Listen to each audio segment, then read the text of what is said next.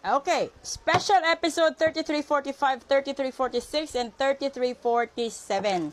Alamin natin, no, yung mga mensahe galing sa mga taong mahal ninyo, nagmahal sa inyo, nang iwan sa inyo, kung ano yung nandoon sa saloobin niya. Ngayon, napatapos na yung buwan ng Pebrero, di ba? Yung iba kasi, siyempre, nakakaroon ng severe at saka sobra-sobrang away. So, unang mensahe, reaching your goal. Aba. And then, pangalawa, open yourself to others. And pangatlo, deepening. Ay, Diyos ko. Okay. So, ibig sabihin kasi nito, kung meron kang mga pangarap sa buhay, hindi ka man naging matagumpay sa larangan ng pag-ibig, so, dun mo muna ituon sa ibang pangarap mo. No? Kung halimbawa, meron kang minamanifest, which is your future wealth, good health, yung pagkikita ninyo ng family ninyo, pagkakaayos ninyo sa balang araw, dun ka mag-focus. And then, buksan mo ang sarili mo sa ibang tao. Hindi naman ibig sabihin kasi na kapag nakikipag-usap ka sa iba, talaga makikipagrelasyon ka ng diretsahan. Hindi ganon. Ito lang yung pamamaraan, no? Sa pagiging magkaibigan, malay mo kasi, yung taong talaga para sa'yo, is nasa paligid mo lang, tapos ikaw nandun sa ibang bakod nakatingin. Di ba? Doon naman sa ibang tao na may karelasyon, no? Ngayon, or sa susunod na mga linggo, pagbutihin nyo, pag-aralan nyo. Kaya ako sinabi kanina sa daily episode natin na huwag nyo ibuhos lahat-lahat. Kasi, kapag nabuhos mo lahat, no, at nagdesisyon siya na iwanan ka, di wala nang natira sa'yo. Diba? So, ito yung sinasabi dito. A relationship will finally deepen in the next few months. You have been waiting for this. So, ibig sabihin, matagal mo na itong pinapangarap. So, doon sa mga nagparitual, matagal mo na ito dinadasal. No?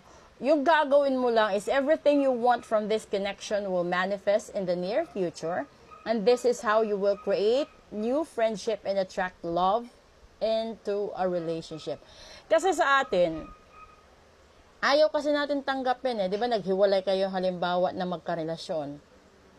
And alam mo naman deep within na kanya-kanya kayo ng kasalanan sa bawat isa. So, makalipas na ilang taon, ilang buwan, nagtagpo ulit landas ninyo, yung isa sa inyo atat na makipagrelasyon, no? Gumawa ng panibagong chapter, yung isa sa inyo atat na atat. Pero hindi mo alam yung isa andun na sa punto na trauma, may takot na, no?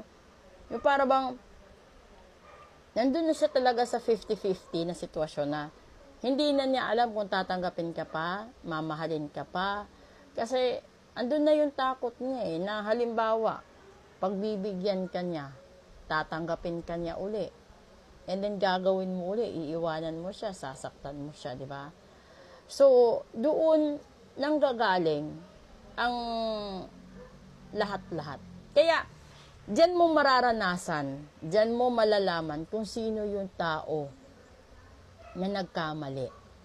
Sino yung mas may malaking pagkukulang, mas malaking panghihinayang. Kasi, pag nakaramdam na siya ng takot na i-approach yung tao na yan, ibig sabihin, alam niya na siya yung nang iwan, siya yung nagkakaroon ng pag-aalinlangan na balikan siya. Kahit alam niya deep within sa buhay niya, mahal pa niya.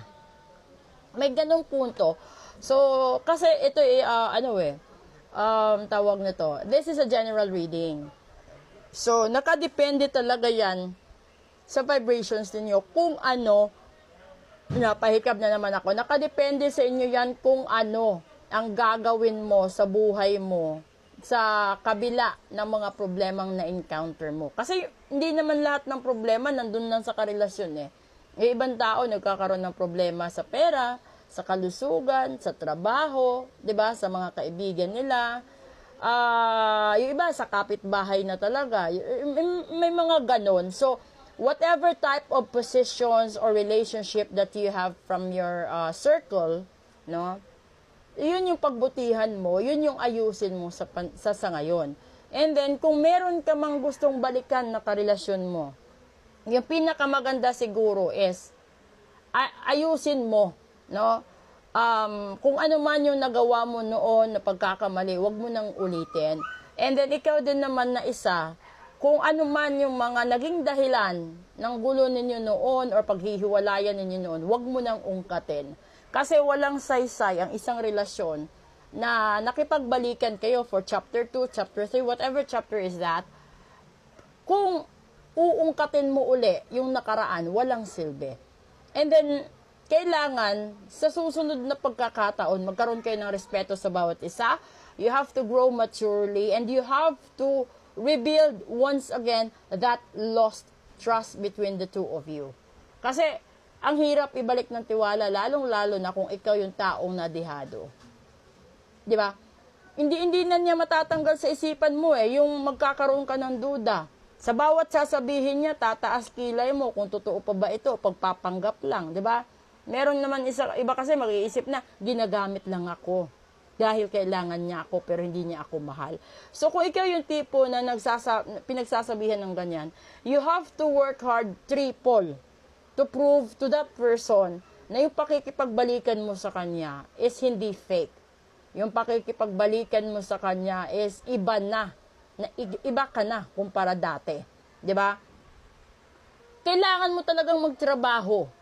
Todo effort ka para paniwalaan ka niya. And once na mabigay niya ulit sa'yo yung pagtitiwala na yon, wag mo nang sayangin. Dahil sinisiguro ko sa'yo, pag yan nangyari uli sa pangalawang beses, lagot ka kapag siya na ang ayaw. Diba? So, if you still have that chance to make an effort to prove yourself na worth it ka, nabibigyan ka niya ulit ng tiwala, pagmamahal, panahon, pagkakataon, then make use of it. Kasi pangit talaga napakapangit na isang sitwasyon or isang relasyon na nabubuhay na lang kayo sa pakikipagplastikan, araw-araw may problema, araw-araw may away, araw-araw may maraming, ang tawag doon, kung hindi man kayo kakapusin sa bigas, ulam, nandun na naman sa bills. O hindi naman kayo magkakaproblema doon sa bills, ando doon na naman yung mga utang ninyo, paaralan, mga expenses, and then hanggang sa dumating na naman kayo doon sa dulo na magsusumbatan kayo kung sino may bisyo, sino may ganito. And then yung iba kasi, yung problema naman nila, hindi naman sa sarili nilang asawa or sa sarili nilang live-in partner or boyfriend. Yung iba, nagkakaroon din ng problema sa in-laws or friends ng mga mahal nila sa buhay. So, kung kayo naman din yung ang tawag doon, yung nalagay sa punto na kayo yung in-laws or kayo yung kaibigan, okay lang magbigay kayo ng opinion nyo. Huwag nyong i-push na parang nagde-demand kayo na kayo ang susundin. Kasi, kapag dumating yan sa punto na silang dalawa'y maghiwalay, posible isa sa nagsulsol ay sisisihin. So para wala silang sisisihin, hayaan mo sila na matuto sa sarili nilang mga choices sa buhay.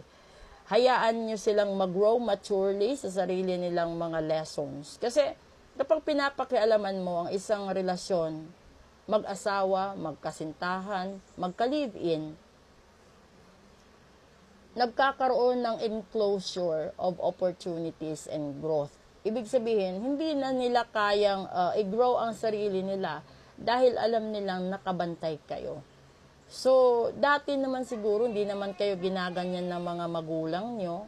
So, wag nyo nang gawin sa kanila. Let them learn their own lessons. Let them build their own relationship. Hayaan sila, no? Wala naman kasi kanya-kanya tayong pagkakamali, kanya-kanya tayong pagkukulang, kanya-kanya tayo ng choices sa buhay. Ang mahalaga lang doon, naging responsible ikaw at may takot ka pa rin sa Diyos at tiwala sa sarili